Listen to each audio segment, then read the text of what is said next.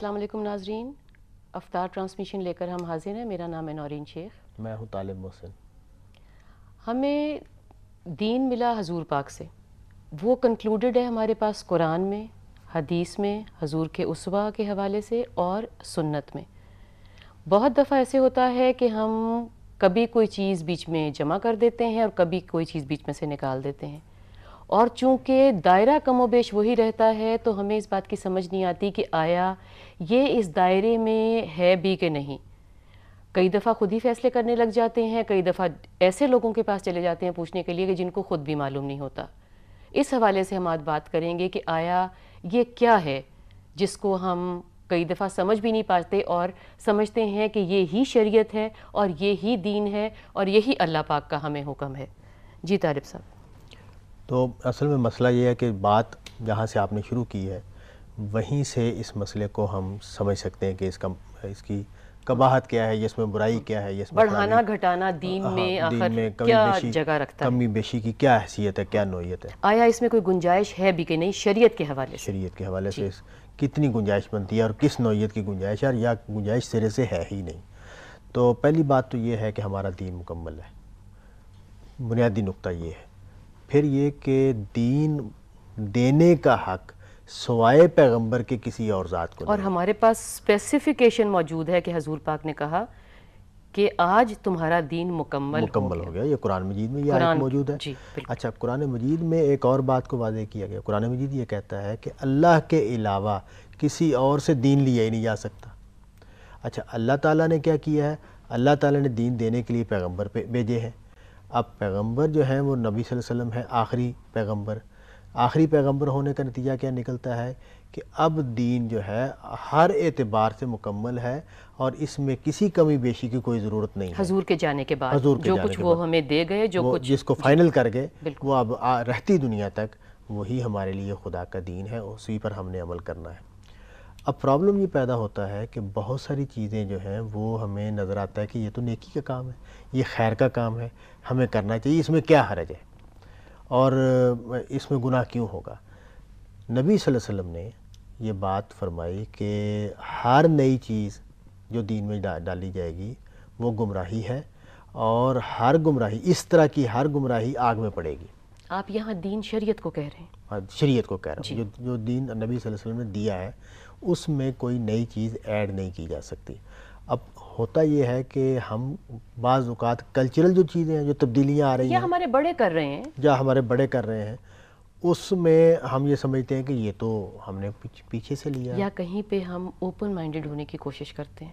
یہ بھی مسئلہ ہے، یہ بہت بڑا مسئلہ ہے، یہ بھی مسئلہ ہے کہ اس میں حرج کیا ہے کہ لفظ سے ہم اس کو ادا کریں گے اور ہم یہ سمجھیں گے کہ بھئی یہ دینی کے مقصد کے تحت ہی تو ہے، یہ اسی مقصد کو تو حاصل کرنے ہم حدود میں ہی کھڑے ہیں، ہم حدود ہی میں کھڑے ہیں۔ تو اس سے بہت خبردار رہنا چاہیے، اس لیے کہ خدا کے علاوہ کوئی اور دین کا ماخذ نہیں بن سکتا۔ قرآن مجید کے علاوہ اور سنت کے علاوہ کسی اور جگہ سے ہمیں دین نہیں مل سکتا، اس لیے کہ کوئی انسان کسی اس عقل پہ پہنچ ہی نہیں سکتا کہ وہ کہے جی کہ یہاں یہ غلطی تب نہیں پکڑی گئی۔ ہاں، اور میں اب بتا رہا ہوں کہ یہ جی دین کا اصل میں تقاضا یہ تھا۔ اور لیکن بدقسمتی کی بات یہ ہے کہ ہماری امت میں شروع ہی سے ایسی بہت ساری چیزیں رائج ہو گئیں جس کا کوئی نشان ہمیں نبی صلی اللہ علیہ وسلم کے زمانے میں نہیں ملتا، صحابہ کے زمانے میں نہیں ملتا۔ 500 600 700 سال کے بعد کوئی چیز شروع ہوئی اور رائج ہو گئی اور لوگوں میں کی جا رہی ہے۔ تو فیصلہ کیسے ہوگا کہ یہ چیز دین ہے یا نہیں ہے؟ یہ فیصلہ اس سے ہوگا کہ ہم معلوم کریں گے ان چیزوں کو بیان کرنے والے لوگوں سے کہ آپ یہ بتائیں گے کہ آپ نے یہ چیز کہاں سے لی ہے۔ اور بہت دفعہ آپ کو پتہ ہے کیا جواب ملے گا کہ جی میری ماں کر رہی تھی، والد صاحب کر رہے تھے، ہمارے گرینڈ پیرنٹس کر رہے تھے، نانی نے بتا دیا، دادی نے بتا دیا، تو بڑے بھلا غلط تھوڑی کریں گے۔ غلط تھوڑی کریں گے، اور ہمارے بزرگوں کا یہ طریقہ رہا ہے، یہ الفاظ ہمیں ملتے نہیں۔ اس کی کوئی اہمیت نہیں، بالکل نہیں۔ کوئی بڑے سے بڑا آدمی، کوئی بڑے سے بڑا بزرگ، کوئی بڑی سے بڑی ہستی بھی اس کا حق نہیں رکھتی کہ وہ پیغمبر صلی اللہ علیہ وسلم کے مقابلے میں کوئی چیز ہمیں دین کے طور پر دے، اس لیے کہ حضور سے جو ہمارے پاس قلم بند ہوا ہے وہ اللہ کا کلام ہے۔ ہاں، اور پوری طرح محفوظ ہے. ہم یہ نہیں کہہ سکتے کہ جی کوئی کمی رہ گئی ہے, کہہ ہی نہیں سکتے. اللہ کہہ رہا ہے میرا ذمہ ہے اس کی حفاظت کرنا.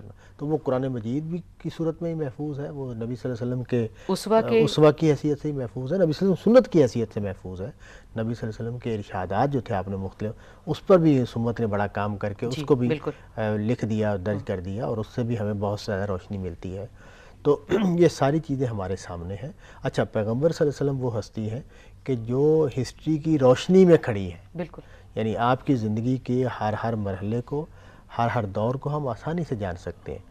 یہ تاریخ کا ایک ایسا حصہ ہے کہ جس کے بارے میں ہم یہ نہیں کہہ سکتے کہ جی وقت گزر گیا, بہت ساری چیزیں گم ہو گئی, ضائع ہو گئیں. اور جی اب تو ایسی آسانی ہے کہ آپ کسی زبان سے بھی تعلق رکھتے ہوں, ہر چیز ماشاءاللہ ہر زبان میں ٹرانسلیٹ ہو گئی. ہاں جی. اچھا, پھر جو نئی چیزیں ہمارے دین میں ایڈ ہوئی ہیں ان کے بارے میں ہمیں روشنی حاصل ہے.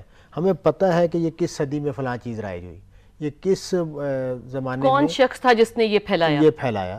تو ہمیں ہر چیز واضح ہو جاتی ہے.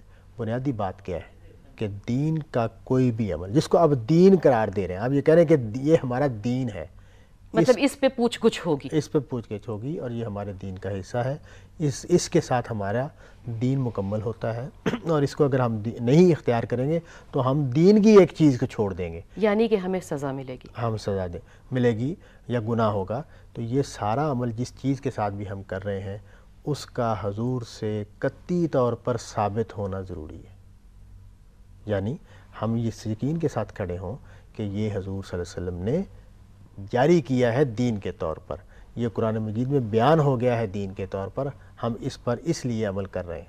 یہاں ایک تھوڑی سی ڈیلیکیسی ہے یا لطیف بات ہے, وہ یہ کہ خود دین کے کچھ کام ایسے ہیں جو نبی صلی اللہ علیہ وسلم کے زمانے میں نہیں ہوئے, بعد میں ہوئے ہیں.